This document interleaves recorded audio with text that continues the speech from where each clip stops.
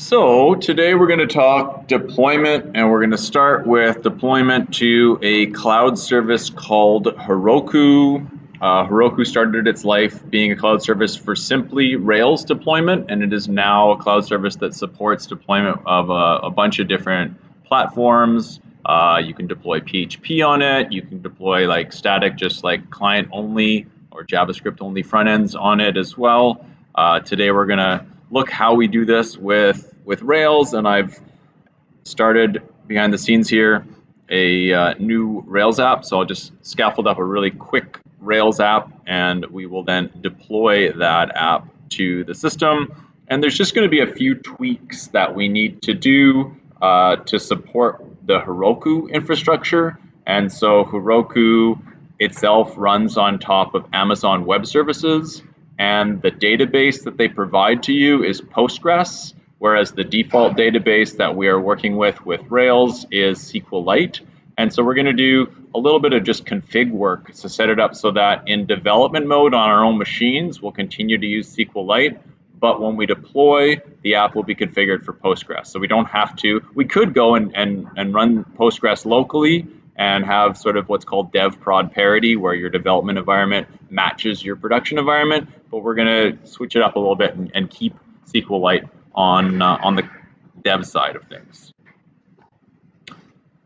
So I've created a new Rails application here. It's going to be a V for Vendetta quote app. And so it's just going to put quotes from the movie, V for Vendetta, because I found them in Faker. And so that makes it nice and simple to work with. So inside of my app, I'm going to quickly bring into the gem file Faker.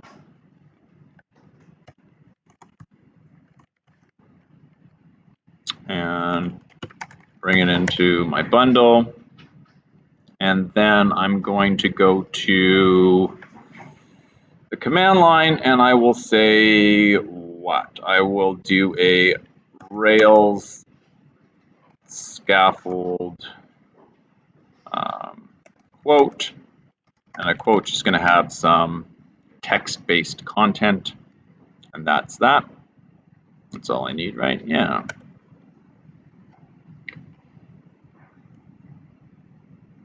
Once this runs, what? Oh, I need the letter G in there. I need to generate a scaffold.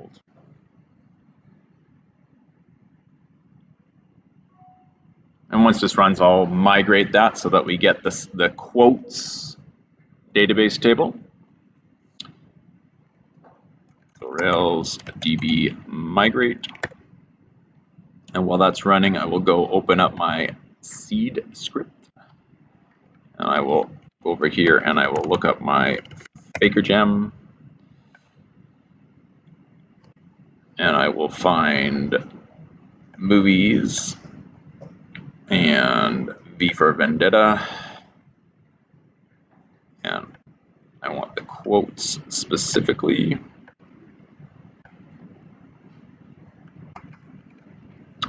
Nicely done. And then inside of here, I will just do 120 times quote.create, where the content is not that, but this.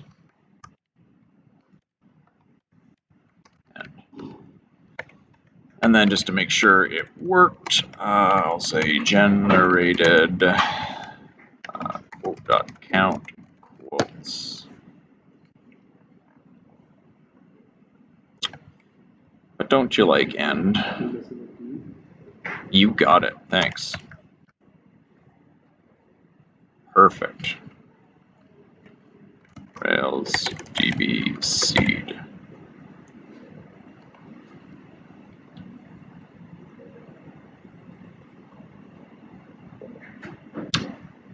So we'll run that. We can then run the Rails server, and we should be able to see all the quotes in there.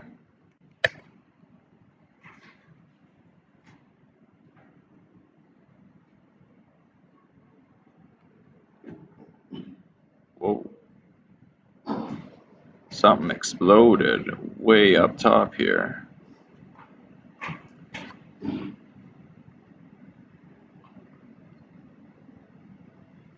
But what is it? Permission denied. Oh, I've got a server running on port 3000 somewhere here. I think it's there. That's for later. This was Docker. So I was running another version of this app in Docker already.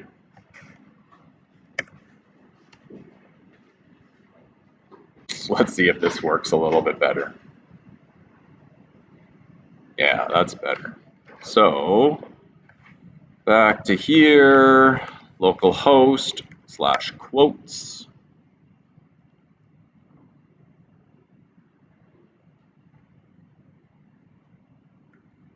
There we are. I've got all my quotes. That's what I want. And I want just a, let's see, close that down for now. No, I'll keep that open. I will generate a controller, just called home, and I'll give it an index action. I just want a page where I can show a single quote at a time. And so close that down. I want to configure a route for that. Specifically, I'm going to make it so that the root route goes to my home controller's index action. In that home controller right here, I'm going to pick an offset, which will be a random number. It's going to do, no, I want random number from 1 to the quote count. Yeah, that should do it.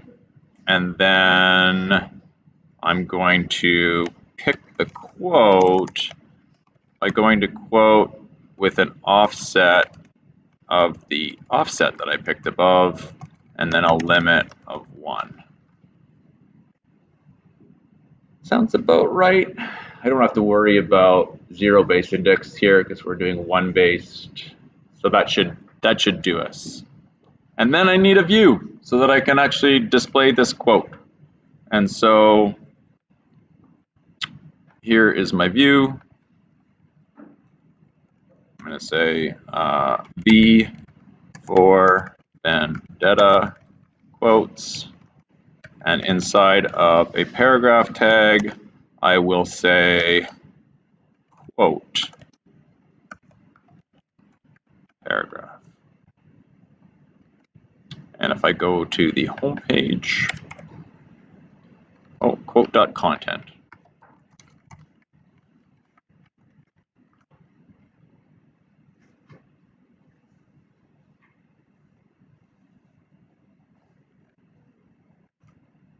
What have I done? Oh, limit 1 will still give me a collection. It'll just be a collection of size 1. What I actually want is first, because that will give me just the first one. And there it is. So every time I reload this, I get a different quote. Pretty close. I'm going to want a little bit of styling in place, and I'm going to want to protect my scaffold with a password, and then we'll deploy. So first I'll protect the scaffold with a password. I'll leave the styling off so that we can see that I can deploy once and then update it and then deploy again. And the whole deployment process is mediated with Git. So we end up using Heroku as a remote. So you could have multiple remotes with Git. You could have like GitHub as a remote and Heroku as a remote. And so that's what we'll end up doing. So an easy way to put a single username and password, I usually just go to the getting, or just go to the guides. In the getting started guide, they've got a little snippet, which is basic auth. And so I can go and open up my scaffolded quotes controller and just paste that in. And this will be the standard webdev2 password. And we should be able to give me my basic auth, please. Quotes, quotes. Oh, I think I did this with the other section, and like my browser's pre-authed, and so let's see if I can like mess with that. Yeah. So if I put in the wrong password, there it is. I put in the right password, this time with an exclamation at the end of it, and we get off. Okay. So now I would like to deploy. Simple Rails app, ready to deploy it. There is a getting started guide in the Heroku Dev Center that covers off some of the things that we are going to need to do. One of them is that it's handy to have the Heroku command line tool installed. However, they tell you that with Ubuntu, which is what we mostly are running on the WSL to run this command, I find that this does not work for most people.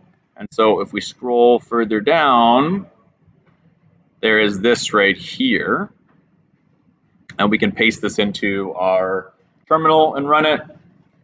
What's happening here? What is this getting us to do, and why should we potentially be a little bit worried about it? What is curl?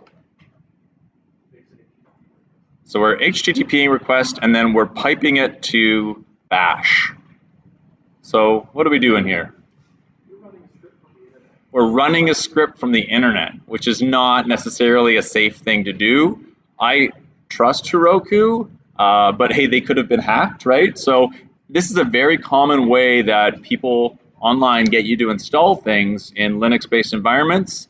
Anytime you see this pattern, anytime you see anything being piped to bash, really, just visit the URL first and read the script, right? Because it's going to ask you for sudo right at the beginning. So then it's not only running a script off the internet, it's running a script with root privileges off the internet. And so that is a little scary. I mean, it's the same thing that happens every time you install something in Windows. You get that little pop-up saying it wants root privileges, and you say yes. Right? We all do it. So here, just you want to look and see what it's doing, and you can see if you read through it, it's adding new source lists to the way that the apt-get system works in the WSL. So the Heroku client's not part of the regular packages available by Ubuntu, but you can add third-party sources. So it adds its own third-party source, and then it installs it to your machine. So I've done that work already. I have Heroku already running on my machine, and so you can do a Heroku login, and it shuffles you off to a browser, and I'm already logged in here, so I just have to click this button, and then it has authed the CLI into my machine. So that was step one. The next thing I want to do, according to this getting started guide, is going to be to deal with the database. And that I mentioned earlier. Locally, we're running with SQLite. Remotely, we need to run Postgres. There is a gem, therefore, that we need to add to our system. So I will close a few of these things down. I've got my gem file open here. SQLite gem is already in the database, or so already in the gem file. I'm going to move it. So I'm going to take those two lines there, and I'm going to move them into development mode only. So this group here for development, I'm just going to paste that in there. And then I'm going to make another group called production, and I'm going to add to that the PG gem. And so Rails runs in 3 different modes: development, test, and production. And it, in development mode, it does things like the server spits out a whole bunch of debugging information, and it doesn't cache your files as heavily. And in production, it does do a lot more caching, and it sort of meant to be a bit more efficient at the expense of, requiring you to sort of hard refresh pages if you want to see changes and things like that. So we do want to run our production apps in production mode, and so that's how I set a gem to run only in production mode. So now I have to run bundle install again. The first time I did this, it failed, and that was like last term. And the reason it failed is because it wanted even though I'm not running Postgres locally, it needed for the Postgres gem the C header files. And so I had to install those with apt-get. We did that though early on in this course. So one of the steps that we did way at the beginning when we installed things was this sudo apt-get install. And one of the things that we installed was this libpqdev, which is the Postgres header files needed by the Peachy gem. So as long as you ran that command way back when, this bundle install will work. And Postgres is now part of our bundle. So that's the first step. Second step is in the configuration of the database. So in the config folder of your Rails application, there is a YAML file, the database.yaml file. So YAML is yet another markup language. That's what it stands for. And right now it is setting us up with some default data that is being used for development, test, and production.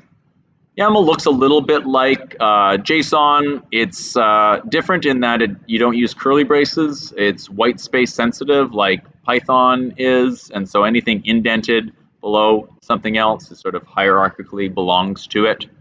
And so what we want to do is we want to go to this production area and remove the default, remove the database. And one of the neat things that Rails offers for setting up the database is the ability to go to a special environment variable that can contain a database URL. And and Heroku also makes that specific environment variable available to you. So if we search through here, yeah, this is the line I want right here.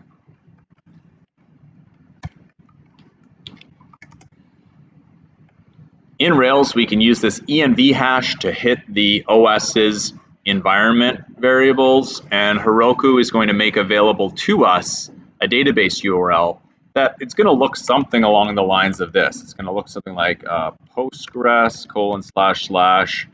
/ some username, some password, at some host name, and some port number. And then Rails will sort of parse out all those features. It'll say, oh, we're using Postgres, we're using a username, we're using a password, I'm connecting to this host, et cetera, et cetera. So that's going to simplify how Rails is going to know what database and what username and what password is available to it. And so when we push all of this up to Heroku, Heroku is going to provision us a Postgres instance, and then it's going to set this database URL with all the required details. Okay. I was wondering last week we did that to environment variables. Yeah. Is that preferable to using the credentials file in Rails, or? It's like I tend to use the environment variables when it's like less. I'm still getting used to that credentials file, so I don't use it very often because we didn't used to have encrypted credentials in Rails. So by habit, I just always reach for environment variables, but a lot of cloud hosting services, that's how they get information to your app. That's sort of like the default way. And so in this case, you couldn't really use the credentials unless you logged into Heroku and like found out all that bit of information and set it. And there's a chance that Heroku might change that on you because they might provision you a different database. And so at least for this one, it's best to just go with what Heroku offers as the environment variable. So we deploy by way of Git. So I have to add all this stuff and commit it to my Git repository. Remember that Rails always starts pre-initialized with Git. Rails app pre-Heroku deployment.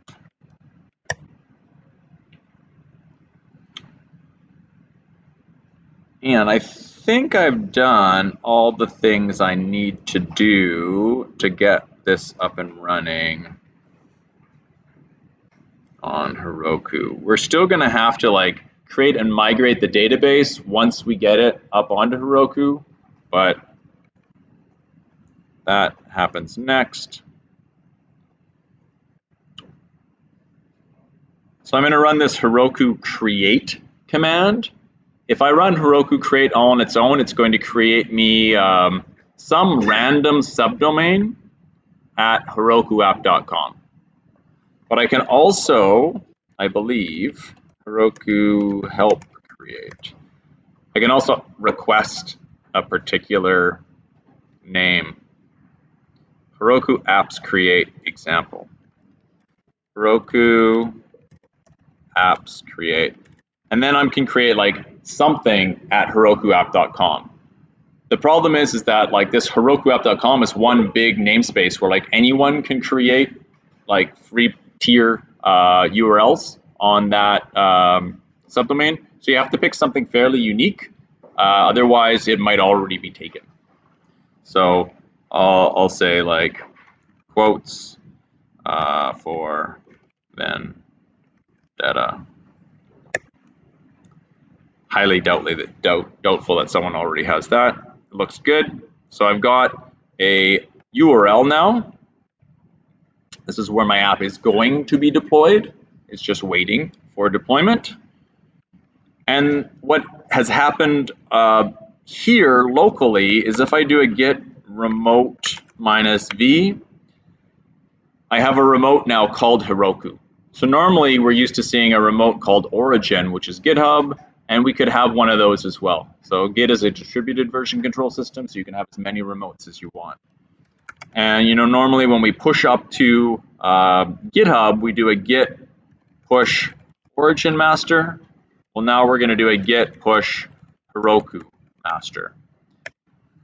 That's going to take all my code, push it up to Heroku, and then Heroku's got some Git hooks in place where it's detected that it's a Ruby app, specifically Rails. It started installing my gems. So it's going through my gem file and it's installing my gems, including the Postgres gem. It'll then detect my package.json file and do a yarn install and install any JavaScript dependencies that are required. So we'll give it a moment to do all of that. And then, again, with that Heroku command, I can get the Heroku command to run commands like Rails db migrate or Rails db seed. I can run all those things from my command line.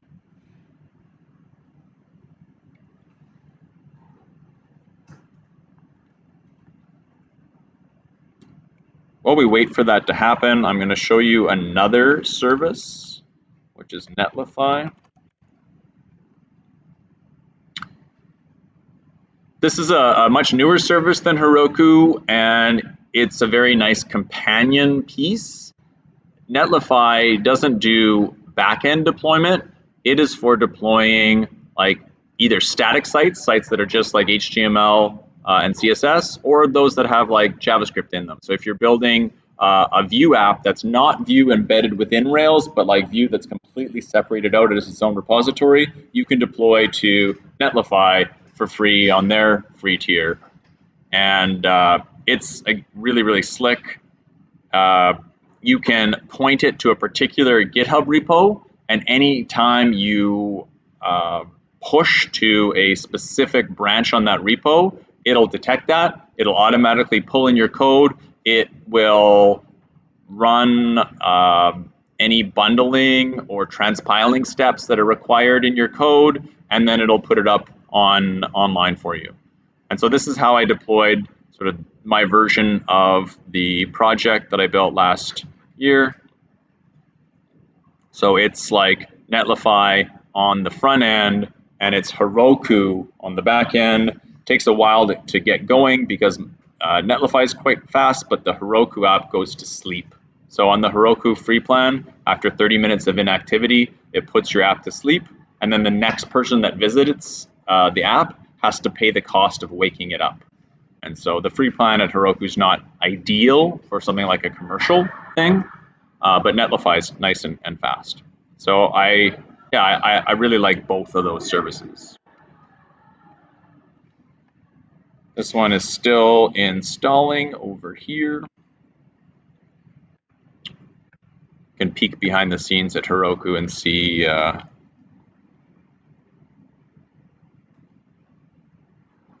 so these are all my my different apps that I have deployed into Heroku. You can see most of them are asleep. This one is being built. That's the one that we have being built right now. This is the one that I just woke up. That's the Rails app. And for each one of them, you can go in and you can do things like install add-ons. You can sort of up what's called your dyno. That's sort of like the virtual machine that is associated with your account. And basically you can pay for those extra additions. And so everything I've done so far has been free, but you can start, like, if you don't want the app to go to sleep, well, then you don't have to. Let me just see Heroku pricing.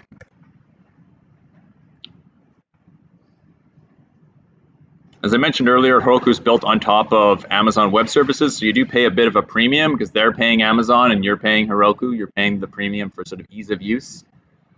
So there's the free tier, but there's the sleeps after 30 seconds. There's also a limit in the free tier of how many rows you can put into the database.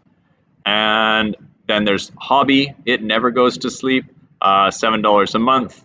And then anywhere from $25 to $500 a month, depending on the level of performance that you want, which still is not that pricey. It is if you're comparing it to something like virtual private server where you can pay much less, but here's a fully managed service. So you don't have to worry about security updates and you know, patching anything. You're not a sysadmin here. You're paying someone else to be your DevOps. So deployed. If I went to the app now, it would not work because of the fact that I haven't created my database yet. So we get the dreaded Rails, we're sorry, but something went wrong error, which is like HTTP code 500. Something on the back end has gone wrong. And so I can go to Heroku and ask it to run commands on my dyno for me. So I can say Heroku run Rails DB. There's a new DB thing. There's DB prepare. This is a new command that they added where if the database doesn't yet exist, it's going to create the appropriate tables, and it's not going to create them by stepping through your migrations. It's going to look at your schema file and just sort of make them all at once. So that's sort of a nicety. So DB prepare is what we'll run first, and then we'll run DB seed. While that's running, I can also show you what happens when you go over the limit of the database connection limit on, or the database row limit. So here's my board game app that I built in a previous term for the first project. It's going to wake up in a second here. Let's see if I can go and do a DB seed meanwhile. So there's the board game app. It has more than the allowed number of rows. So if I go to resources and I go to my Postgres instance, you get 10,000 rows across all of your tables. I ended up pushing something like 22,000 rows to it. They emailed me, automated email saying you're over the limit. I didn't do anything. And then they just nicely emailed me to say, you're over the limit. We've locked you down to read-only access of your database. That's all right, right? Like I don't, this is not a production app, right? So I don't need to edit it. So I just left it. So it's interesting. They let you go over the limit and then they just lock you to read-only. So for something like this, where it's just a display-only app, I'm fine with that.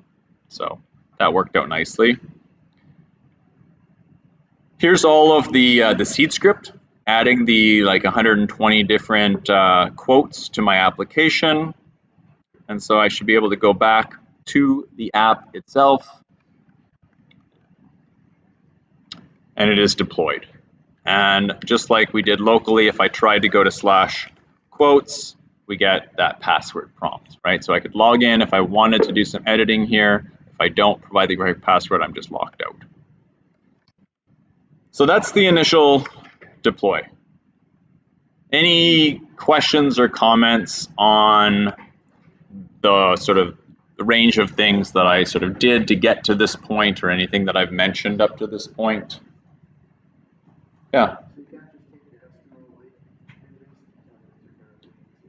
No, and the reason why you can't use your SQLite, one, Heroku specifically looks for that in your gem file and says like, no, don't do that.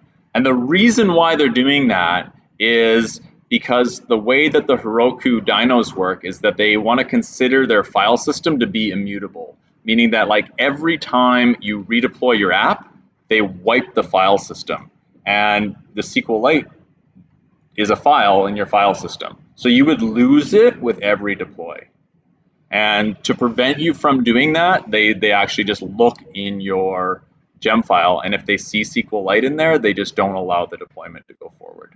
And this is the same reason why if you wanted to deploy to Heroku and support file uploads, that'll also be problematic because the files get written to the file system, and then if you redeploy your code, all of your image uploads would go away. And so when I built this system, I've got Netlify on the front end, Heroku on the back end, but by way of active storage, whenever I do a image upload, the image doesn't actually get uploaded to Heroku. It's being taken off to my Google Cloud Storage account, and it's being put into like a Google Cloud, I don't know what they call them, the equivalent of Amazon's S3. So it's the images are stored remotely off of Heroku for that reason. So I could push new updates and not have my images disappear. Any other questions or comments about what we've seen so far in terms of Heroku deployment? I'm going to do a little bit more just in terms of some styling, just so that we can see that I can make some updates and have those reflected on the end product. So I'm going to just close down a few of these tabs. That's my localhost version. There's that. There's that. Okay. So I have another version of this app that I'm just going to steal some code from.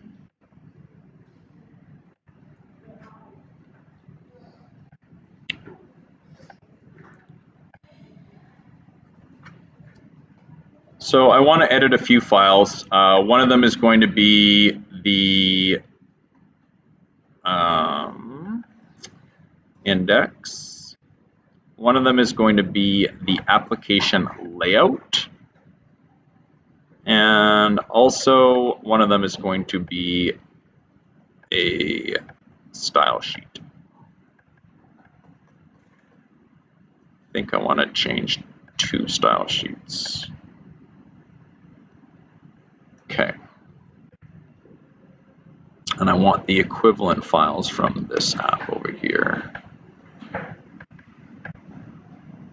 Quotes. And use index. And okay, so I want a fancy font, and so before class I went to Google Fonts, and I found a few complementary fonts that I was going to use in my CSS. So the way that Google has you load up custom web fonts is just like a style sheet link, and that pulls the custom web fonts in for you. So I'm going to add that to my application layout, like so. Google Fonts are quite nice. Google Font Pairs or Google Font Stacks. You can find all sorts of really interesting, like, because there's so many different fonts that Google offers for free that you can use on your websites, but not all of them go nicely together and not all of them are actually nice. So all sorts of people have put together really nice sort of combinations, or what they call font stacks, so like complementary fonts. So if you just Google for Google font stack, you'll find a lot of where they say, well, this is a great font for a header and it pairs really well with this content font. I really like using Google Fonts for things. So I've grabbed that and put that font into my application. So I'm going to close that down. Inside of my index file, I have just 2 lines that I will paste in that I will talk about here.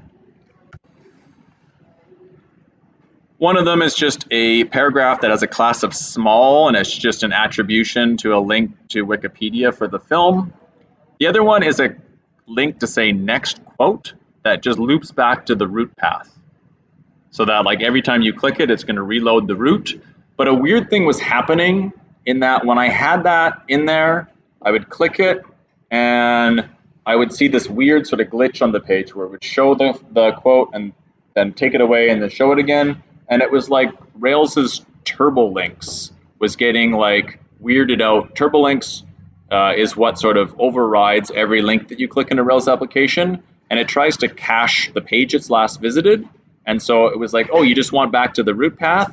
I have a cache of that, but what's actually on my root path is a random quote that appears every time. And so it was trying to show the cache, and then it was showing the new quote. And so all I did is I disabled turbo links for that one particular link. And you just do that with this little snippet that you pass to link to. You say, I want a data attribute on this link where turbo links is set to false. So that's just a little bit of setup that I had to do. The other thing I want to do here is I'm just going to put a div into my application layout that has an ID of wrapper, and I could just put a little margin and padding around my view in that way. And then last but not least, whenever you scaffold up an app inside of a Rails application, it creates some auto-generated styling for you. Sometimes you just want to blow that all away. I just want to blow away the font stack because I'm going to replace that with the Google font stack. And then last but not least, I've got some styling that I can paste in here. This style sheet is a .scss, and so if you haven't used Sass or SCSS on your project, but you've been thinking about trying to get those marks, you can go to like the Sasslang page. Sass is a really interesting sort of augmented version of CSS. So it's like they claim it to be CSS with superpowers. It's a bit of technology that sort of grew out of the Ruby ecosystem, but is now spread over into the JavaScript ecosystem. So Vue apps have Sass support or SCSS support, and it adds a bunch of sort of niceties to CSS. You get things like variables, where you can set like sizes and colors and whatnot. Hi, Kenton. Oh, yeah, no worries. See ya. And so if you go to documentation, it'll cover all the various things that you could do with Sass. To get the marks on the project, you have to have some variables in place. You have to use what's called nesting. You have to use inheritance and some operators. So it's up to you to research those things. And you don't have to get too fancy with it. I just want you to play around with it a little bit. And I have some examples of that here in this CSS here. So I'm setting like a base font size that I'm then reusing with an operator within my code here. This is a very contrived example, right? Because normally if you wanted like twice the base font size, you would just say 2em. So it's a contrived example just to show an operator and a variable. You can also do color variables, and then Sass has like functions you can run on them, like darken and lighten. So you could have a bunch of base colors, and then you can use those base colors throughout your apps in different forms. And then if you're working for a company and they go through a branding exercise and the corporate colors have all changed, you don't need to do major like search and replace through all of your CSS. You just change the colors in your variables. And then the nesting is pretty neat.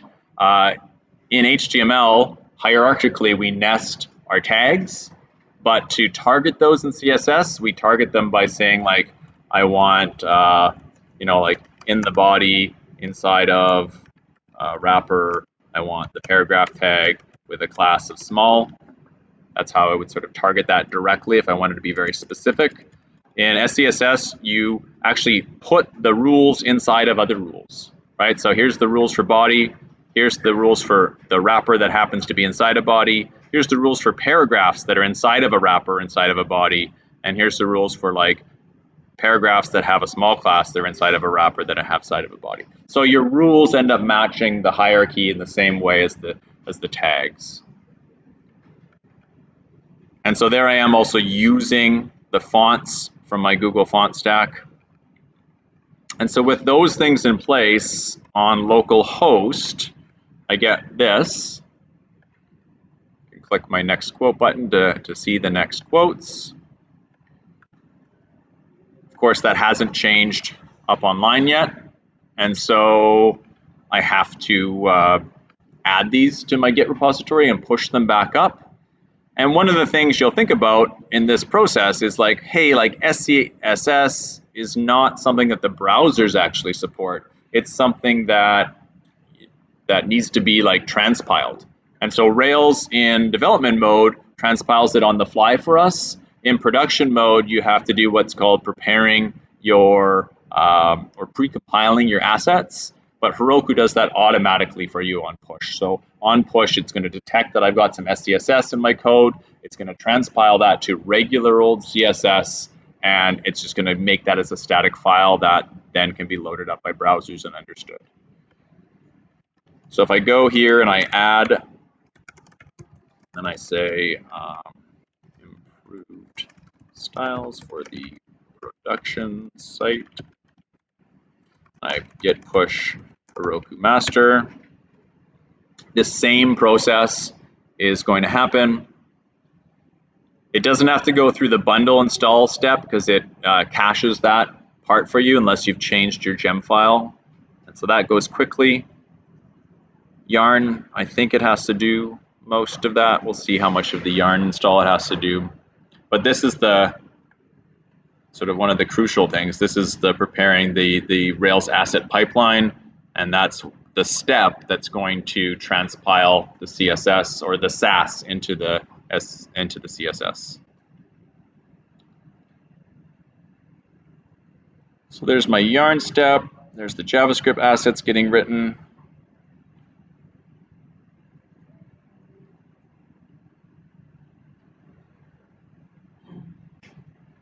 Full dyno gets compressed down.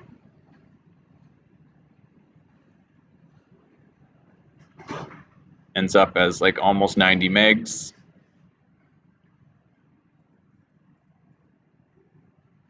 And if we go back to my live site and I reload it,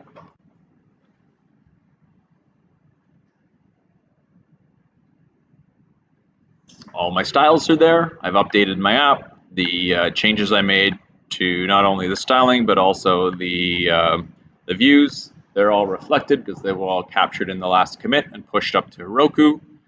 Heroku is using some form of containerization to do all of this. If I'm not wrong, Heroku existed before Docker did, so I don't know if they started with their own homebrew containerization or what they were doing. If they're now, I know they do now support Docker containers, so instead of doing like a Git deploy to Heroku, you can do a Dockerized container deployment to Heroku. I'm not sure if they switched their infrastructure over to something like Docker containers or if they still have some kind of homebrew system. But there's been different forms of containerization around in the OS world for quite a long time now, before Docker even existed. The BSD operating system has had what they call BSD jails, where you can sort of put an app into like a jail and have it not affect the surrounding OS. They've had that for years and years now. So they're using something. They were sort of one of the leaders or the beginners of this whole sort of containerization as a service space. And yeah, you should now have enough information to do a deploy to Heroku. There are sometimes hiccups along the way, but it's usually not the end of the world. If there is going to be a hiccup, it might happen somewhere in one of your migrations. I've seen that quite a bit, or in your seed script. And so that's all I got for Heroku deployment. We'll take a little bit of a break, and then we'll return and talk about Docker.